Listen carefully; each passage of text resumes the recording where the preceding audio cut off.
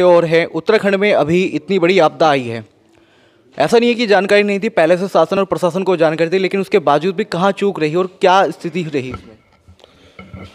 वर्तमान जो सरकार है यहाँ की, ये तो सत्ता के नशे में चूर है। कभी कहती है हमने 7.5 लाख लोगों को रोजगार दे दिया। मैं दावे के साथ चैलेंज करता हूँ इनको, अगर एक भी चपरासी इन्होंने पिछले 4 साल में लगाया हो। अच्छा, अभी जो है कुंभ भी आने वाला है और उसके बावजूद अगर आप यहाँ के सड़कों की हालत देखेंगे तो बड़ी खस्ता हालत बनी हुई है। कुल मिला के कहा जाए तो सड़कों में गड्ढे नहीं, गड्ढों में सड़कें नज़र आती है। लक्सरवाड़ा देख लो, तो कुंभ भी आने वाले हैं, तो इस बारे में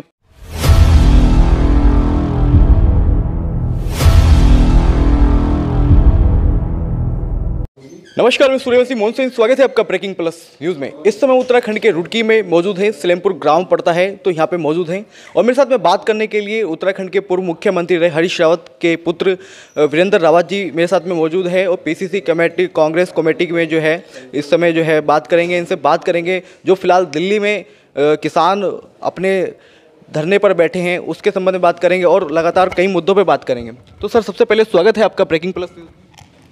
नमस्कार, धन्यवाद। जैसा कि आपने जिक्र किया किसान आंदोलन का, ये हिंदुस्तान का बड़ा दुर्भाग्य है कि आज हमारे अन्नदाता को दिल्ली के बॉर्डर पर धरना देना पड़ रहा है। जो 3 काले कानून केंद्र की सरकार ने पास किए हैं, उनके विरोध में किसान वहाँ धरना दे रहा है।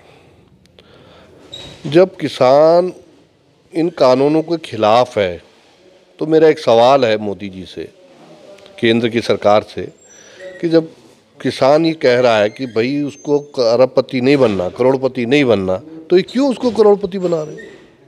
क्यों नहीं वापस ले लेते 3 कानूनों को? ये जो कानून हैं ये अप्रत्यक्ष तरीके से उनकी ज़मीन को छीनने का षड्यंत्र है। आज आप देखिए, किसान जो है वो आम आदमी की लड़ाई लड़ रहा है। आम आदमी की लड़ाई कैसे लड़ रहा है? जो आटा आज हमको 20 रुपये किलो मिल रहा है, अगर ये 2-3 पूंजीपतियों के हाथ में आ गया, और केंद्र सरकार ने उसकी तैयारी कर ली है, उन्होंने जो कानून पास किया है कि भंडारण, असीमित भंडारण कर सकता है कोई भी व्यक्ति। पहले क्या होता था कि जब भी टमाटर के दाम बढ़ते थे या प्याज के दाम बढ़ते थे तो बड़े जो कारोबारी होते थे उनके गोदामों में छापा डाल के सरकार वहाँ से निकासी करती थी और मार्केट में आता था तो दाम अपने आप कम हो जाता था। लेकिन अब वो अधिकार सरकार ने ख़त्म कर दिया। अब कोई भी असीमित भंडारण कर सकता है। तो उसमें 2 ही पहलवान पूरे देश में दिखाई दे रहे हैं, या तो अंबानी है या अडानी है। तो अप्रत्यक्ष रूप से ये जो है किसान की ज़मीन को कब्जाने का षड्यंत्र रचा जा रहा है। क्या कहेंगे, लगातार इतना लंबा समय हो गया, किसान अब भी धरने प्रदर्शन पे अपने जारी है। उनको कभी खालिस्तानी कहा जाता है तो कभी पाकिस्तानी कहा जाता है, तमाम तरह की बातें सामने आती रहती हैं। तो अब लगातार जो है कई राजनीतिक पार्टियाँ भी जो है आंदोलन को सपोर्ट कर रही हैं। तो क्या लगता है, क्या इसका कुछ निष्कर्ष निकलेगा या नहीं निकल पाएगा? निश्चित तौर पर निकलेगा। किसान अडिग है अपनी बात पर, और किसान आम आदमी की इतना कुछ झेलने के बावजूद भी, मैं सलाम करना चाहता हूँ किसान आंदोलन में जो किसान हमारे बैठे हुए हैं, मैं उनको सलाम करता हूँ, क्योंकि वो आम आदमी की लड़ाई लड़ रहे हैं। और निश्चित तौर पर इस सरकार को झुकना पड़ेगा और ये 3 कानून वापस लेने पड़ेंगे। अच्छा, एक सवाल मेरा आपसे और है, उत्तराखंड में अभी इतनी बड़ी आपदा आई है। ऐसा नहीं है कि जानकारी नहीं थी, पहले से शासन और प्रशासन को जानकारी थी, लेकिन उसके बावजूद भी कहाँ चूक रही और क्या स्थिति रही इसमें? वर्तमान जो सरकार है यहाँ की, ये तो सत्ता के नशे में चूर है। कभी कहती है हमने 7.5 लाख लोगों को रोजगार दे दिया। मैं दावे के साथ चैलेंज करता हूँ इनको, अगर एक भी चपरासी इन्होंने पिछले 4 साल में लगाया हो।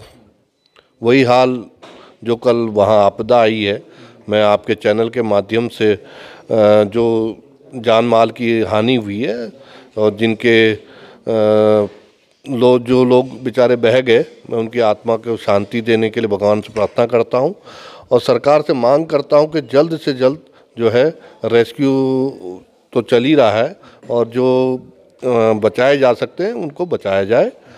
और इसमें सरकार की लापरवाही रही है, क्योंकि सरकार को 24 घंटे पहले अलर्ट पर प्रशासन को अलर्ट कर दिया गया था कि वहाँ पर झील बन रही है और ये झील कभी भी ग्लेशियर जो है गिर सकता है, लेकिन उस तरफ किसी ने ध्यान नहीं दिया। और आज देखिए पूरा राज्य जो है खतरे की जद में आ गया। मैं सरकार से प्रार्थना करता हूँ आपके चैनल के माध्यम से कि जल्दी से जल्द जो है लोगों को सहायता पहुँचाई जाए। अच्छा, अभी जो है कुंभ भी आने वाला है और उसके बावजूद अगर आप यहाँ के सड़कों की हालत देखेंगे तो बड़ी खस्ता हालत बनी हुई है। कुल मिला के कहा जाए तो सड़कों में गड्ढे नहीं, गड्ढों में सड़कें नज़र आती है। लक्सरवाड़ा देख लो तो कुंभ भी आने वाले हैं, तो इस बारे में क्या कहना चाहेंगे? बड़ा आश्चर्य होता है कि एक नहान हो चुका है, कुंभ स्टार्ट हो चुका है, लेकिन जो 750 करोड़ की योजनाएं हमारे मुख्यमंत्री जी गिनाते हैं कि भाई 750 करोड़ रुपये हमारे पास आया है और कुंभ जो है बहुत बढ़िया स्तर पर किया जाएगा, लेकिन हालात तो कुछ और है। आज सड़कें आप देखिए, जो रुड़की से लक्सर वाली जो रोड है उसमें तो माननीय पूर्व मुख्यमंत्री जी ने बैलगाड़ी भी निकाल दी, लेकिन उसके बावजूद भी ये सरकार इतने सत्ता के नशे में चूर है कि इनके कान बजू ही नहीं देखती है। नहीं तो अब तक वो बन जानी चाहिए थी। अब और ये इन्होंने जो कुंभ को, वैसे तो बड़े हिंदूवादी पार्टी अपने आप को कहते हैं, हिंदू के संरक्षक ये कहते हैं, और कुंभ को ही इन्होंने छोटा कर दिया, जबकि कुंभ जो है पूरा कम से कम 3 महीने चलना चाहिए था, इसको ये अप्रैल में ही ख़त्म कर रहे हैं। तो ये देख लीजिए कि किन लोगों के हाथ में हमारा राज्य है। और जो यहीं की नहीं, हरिद्वार की नहीं, पूरे राज्य की सड़कें जो है वो आपने सही कहा है कि सड़क गड्ढों में या गड्ढे सड़क में भगवान ही मालिक है। और अब तो क्योंकि चुनावी वर्ष है तो कुछ सड़कों में पेबंद लगाना इन्होंने शुरू कर दिया है, लेकिन वो भी एक बारिश भी वो नहीं झेल सकते। और जो ये कहते हैं कि हमारी डबल इंजन की सरकार है, इनके हमारे प्रधानमंत्री जी आके देहरादून में कह गए थे कि डबल इंजन की सरकार दोगे तो हम ये करेंगे वो करेंगे, लेकिन वो सब जुमला साबित हुआ। इनकी डबल इंजन की जो गाड़ी है, रेलगाड़ी है, वो देहरादून में ही अटक गई है। राज्य के किसी कोने में विकास कुछ भी नहीं हो रहा है। देहरादून तक विकास, इसके अलावा किसी कहीं पूरे प्रदेश में कहीं पे किसी जनपद तक नहीं पहुंचा है। योजनाएं जो आती है वो देहरादून तक ही सिमट के रह जाती है। हाँ, निश्चित तौर पर वो विकास जो है इनका उन फाइलों में ही बंद है और उससे बाहर नहीं आ रहा है। अच्छा, मैं आपसे एक चीज़ और जानना चाहूँगा। अभी चुनाव आने वाले हैं और जो है पिछली बार जो है हरीश रावत जी यहाँ से मुख्यमंत्री रहे, अब की बार कांग्रेस किसे चुन रही है, अब कि किसके उसमें नेतृत्व में चुनाव होने जा रहा है उत्तराखंड में?